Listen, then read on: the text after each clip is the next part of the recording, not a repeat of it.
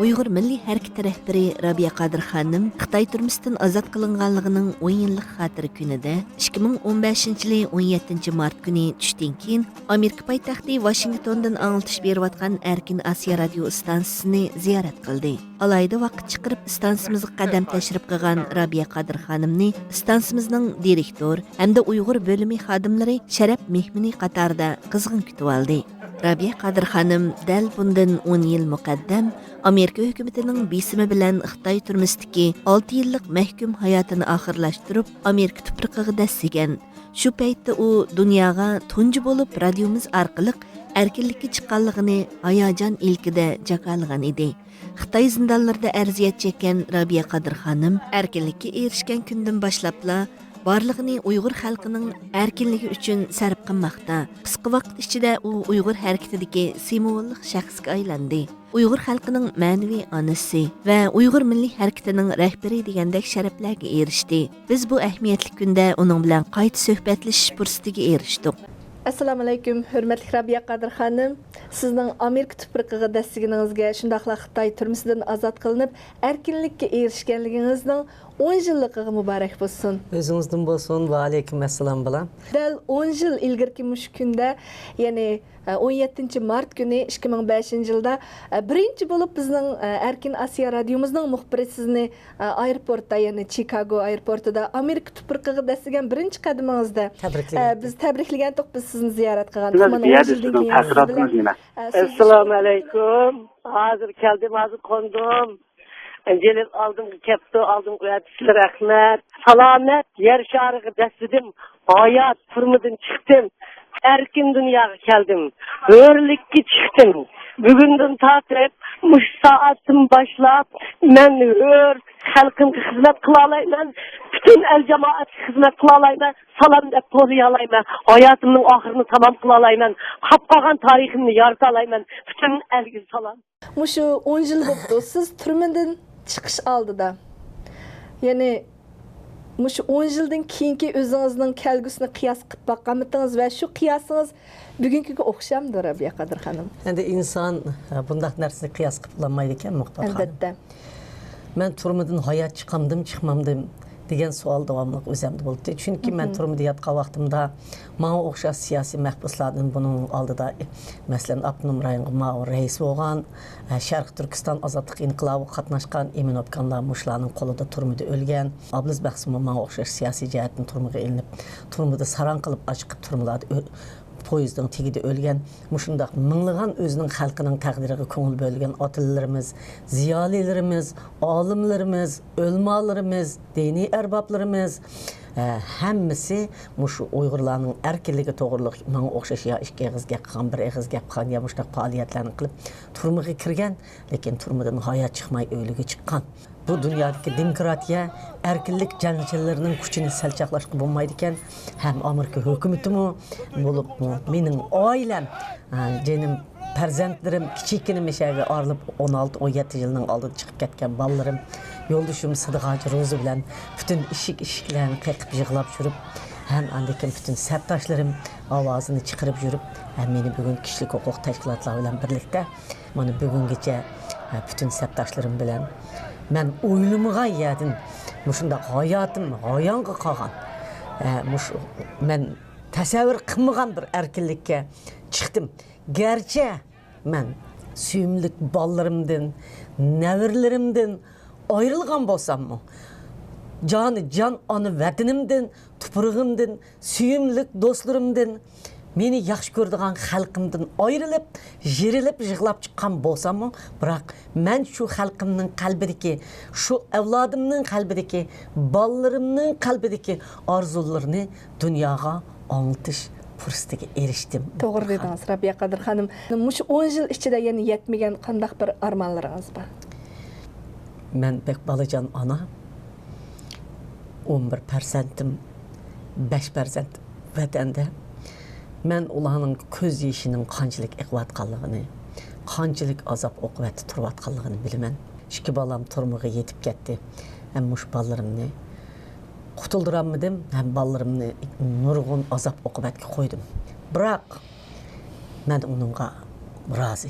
Şu bedelini tölügünüm yarışa ben muşu ovozim bilan aş xalqimni qutuldirib ketsam bo'ladi. Mening bak afsunligim, men xalqimga shuncha yordam qilaman deb sabdoshlarim bilan men emas biz mening sabdoshlarim menga qanot bo'lib turdi.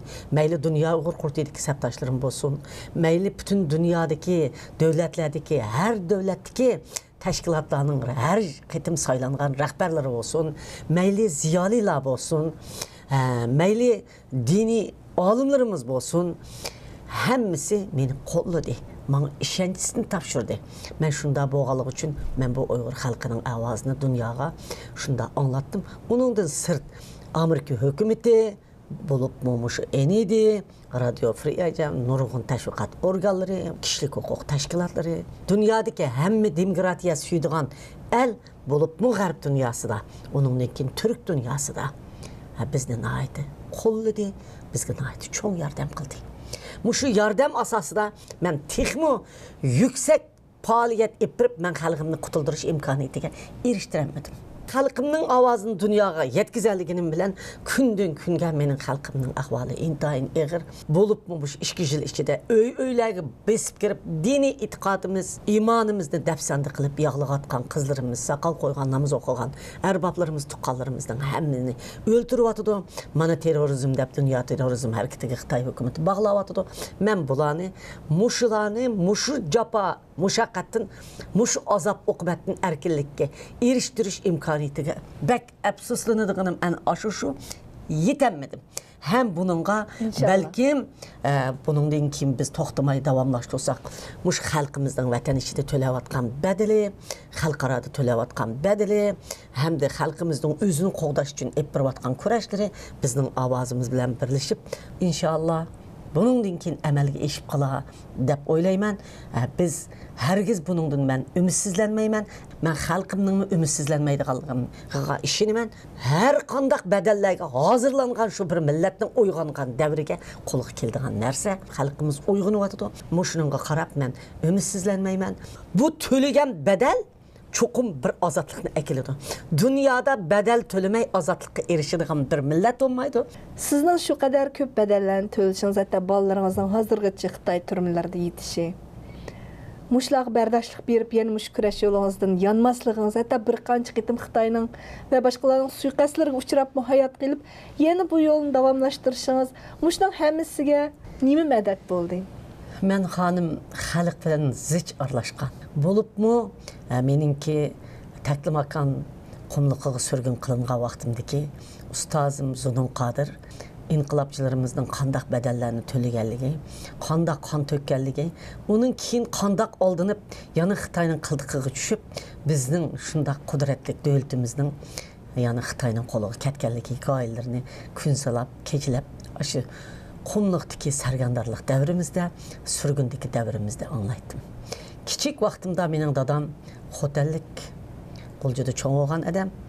Lekin dadammu o'zining Manju davridagi boshdan kechirgan ota-onasining tarixini, bir millatning erkinligi, mustaqilligi, bir millat bu shu millatning millat ekanligini, oddiysi bir insonning inson ekanligini o'ziga tuntadigan narsa, erkinlik o'zining ziminiga bo'lgan mustaqillikning nima ekanligi haqida nihoyat kichik cho'ng cho'chaklarni qilib beradi. Vatanga badal to'lash orzusiga keladigan bir odamlar bo'ladi, oshnaq chiqib qoladigan. Demak, men izlab yurgan yo'l meni tanlab oldi. Men ne topolmay turgan yo'lni men tanlab oldim. Xalqimning osh to'layotgan badallari, oshlarning osh erkinlik uchun o'zining xalqining bir qitim ovozini to'lab o'lib ketsa rozi bo'layotgan holatlari mening oldimdan amaliy 40 yildan beri bir-biridan o'tayotqashqa mening yoshlarım, ko'zimdan to'kilgan yoshlarım, bolaları, farzandlari turmushga kirib ketgan onalarning yeshi. Mening qonlarim to'kilgan, behuda o'ldirilgan yoshlarimning qonlari bilan mening bu badnim yo'rilib bu dunyoga kelgan. Xonim, men yana shundaq deymanki, men nurg'un to'salliqlarga uchirdim. Yig'lab turayotgan xalqning orzusi mening vujudimda meni ishtirib, mush to'salliqlarning ichida meni yengib, bosib chiqib, to'xtamay mushu davoni davomlashtirishga olib keldi. Siz el suygan bir saxovatchi edingiz, vatanda cheg'ingizda. El suygan bir elning vakili edingiz. Endi Türmege kirgen vaqtыңызны va uningdan keyin chet eldagi bu hayotingizni hisoblaganda az kam 16 yil, 17 yil bo'lib qoldi. 17 yıl oldu. Shundaq. Mush 17 yil jarayonida Rabiya Qadir xonim, o'zingiz degandek siz bek xalqqa cho'kkan bir inson edingiz. Nimani hammadan bek sevindingiz? Shuni so'rab baqsam. Vatandagi o'zim tug'an Rabiya Qadir Soda Sarayı'nın etrafını, Soda Sarayı'nın etrafında ömürlep yürüyen nevirlerim, beş balam Qahar, Ruşen, ablikim, alim, Adil, kilillerim, dostlarım, aşılarını bek sevindim. Tolup ösken yutum 6 ay sarsın bedeydi. Şunun bağırlarını bek sevindim. Dünyanın qayeriga baray, qanchalik esli yaşap ketay, tak chiqib ketay, mukofotlarni qoplab ib ketay. Vatanimning tuproqqa berib, buloq besh ko'chasiga dastigan bir minutimga yetkazmayman. Bu bir halim. Senden ayrılıp vatan, yigen aşım aş emez, yigen aşım aş emez.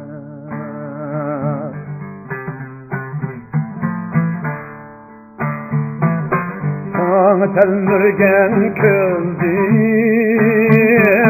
kanlar aktı yaş emez, kanlar aktı yaş emez.